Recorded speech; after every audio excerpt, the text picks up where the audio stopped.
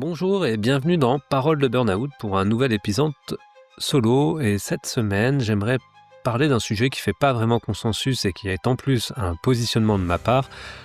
Pourquoi le capitalisme, dans sa vision gestionnaire, comptable et désincarnée du travail, tue ce qu'il y a de vivant dans le travail.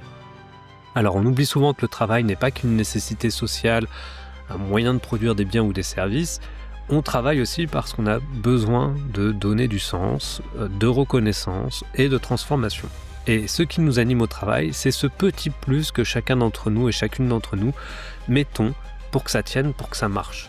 Mais dans un monde où seule la rentabilité compte, où ceux qui décident ne sont pas celles et ceux qui font le travail, peu à peu, le travail vivant est remplacé par un travail mort, sans saveur et sans humanité. Et c'est de ça dont on va parler aujourd'hui, du coup, comment le capitalisme organise la mise à mort du travail vivant. Alors, si tu veux soutenir ce podcast, pense à t'abonner sur ta plateforme préférée, à laisser un avis. C'est gratuit, mais pour moi, ça compte, c'est une vraie reconnaissance. Alors, pour commencer, je vais raconter une histoire qui ressemble à celle de beaucoup d'autres. Olivier est un ouvrier dans une usine de taille moyenne. Cela fait 15 ans qu'il y travaille. Il aime ce qu'il fait, il connaît les machines, ses collègues, même le patron. Il est reconnu pour ce qu'il fait et pour faire du bon travail. Parfois, il s'engueule avec le patron pour défendre son travail, pour dire que non, ça n'est pas comme ça, non, ça n'est pas faisable. Et donc, il sent quand même qu'on l'écoute au moins un peu. Et puis un jour, la boîte est rachetée. Et là, par un fonds d'investissement qui vient avec une nouvelle direction, des nouveaux mots, des nouveaux tableaux, des nouveaux process. Et soudain, tout change pour Olivier. On lui met un supérieur qui ne connaît ni les machines, ni les gestes, ni les gens. On lui parle de rentabilité, de performance et d'indicateurs. Les réunions se multiplient, les process s'empilent. Et Olivier me dit un jour « Avant, je travaillais avec ma tête et mes mains. Aujourd'hui, je remplis des cases. » Et c'est ce jour-là où il ne se reconnaît plus dans son travail. En fait, ce qu'il faisait avant avec fierté devient absurde, mécanique, vide, et peu à peu le collectif se délite. Chacun protège sa place, son poste, sa prime. Et finalement, c'est ça la mise à mort du travail vivant. C'est quand le travail cesse d'être une expérience humaine et devient une procédure à exécuter. Alors le travail, quand il est vivant, il nous construit. Travailler, ce n'est pas juste produire, c'est aussi donner un peu de soi-même.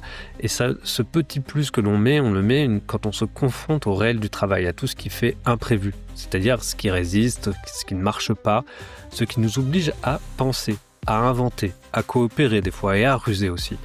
Et c'est aussi une expérience du corps. Sentir, ajuster, recommencer. Et quand ça marche, quand on réussit à faire quelque chose de bien, le travail devient un lieu de fierté, de plaisir, de reconnaissance. Et ça nous transforme un petit peu nous aussi à chaque fois.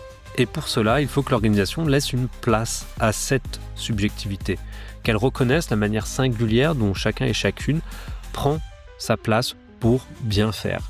Et c'est ça le travail vivant, celui qui engage la tête, le cœur et les mains. Et hélas, aujourd'hui, bien trop souvent, le capitalisme capture le travail vivant pour en faire du travail mort. Parce que le capitalisme a besoin de notre intelligence, de notre désir, de notre engagement, puisque c'est ça le travail. C'est parce que justement on mobilise notre intelligence que l'on arrive à exécuter les tâches qui nous sont demandées. Mais du coup, il ne supporte pas ce qu'il ne peut pas mesurer. Alors il transforme la vitalité en performance, le plaisir en indicateur, la reconnaissance en prime. Et le travail réel, celui qu'on invente chaque jour pour que ça tienne, devient un objet de contrôle. Les procédures remplacent la parole, le reporting remplace la confiance et la coopération devient concurrence. Et dans ce système, ce ne sont pas les meilleurs qui sont reconnus, mais ceux qui se soumettent le mieux. Le travail cesse d'être un espace de création finalement pour devenir un espace de soumission. On travaille toujours, mais on ne se retrouve plus dans ce que l'on fait. Alors pourquoi on reste malgré tout ?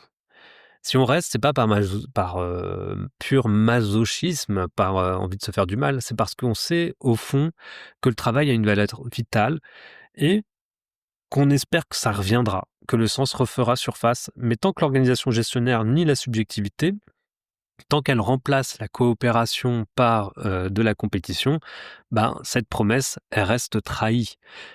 Et dans ce contexte, le burn-out n'est pas une faiblesse finalement, mais c'est l'effondrement d'une tentative héroïque de maintenir vivant un travail que l'organisation a vidé de ton humanité et dans lequel on s'épuise inévitablement parce que on cherche quelque chose que l'organisation ne nous donnera jamais. Alors oui, le travail peut être source de santé, mais seulement quand il reste vivant et quand il permet de penser, de créer, de coopérer, quand il fait le lien, quand il permet de se reconnaître. Et c'est tout l'enjeu de notre époque d'aujourd'hui, c'est réinventer un travail autre que celui proposé par le capitalisme pour qu'il redevienne un lieu où l'on se construit et pas où l'on s'épuise. Alors, si cet épisode t'a parlé, pense à t'abonner à Parole de Burnout. C'est la meilleure façon de soutenir le travail que je fais et de dire ce que tu fais, ça compte. Dans le prochain épisode, on parlera de coopération, comment elle se construit, comment elle peut protéger et pourquoi elle est vitale pour résister au cynisme des organisations. À la semaine prochaine.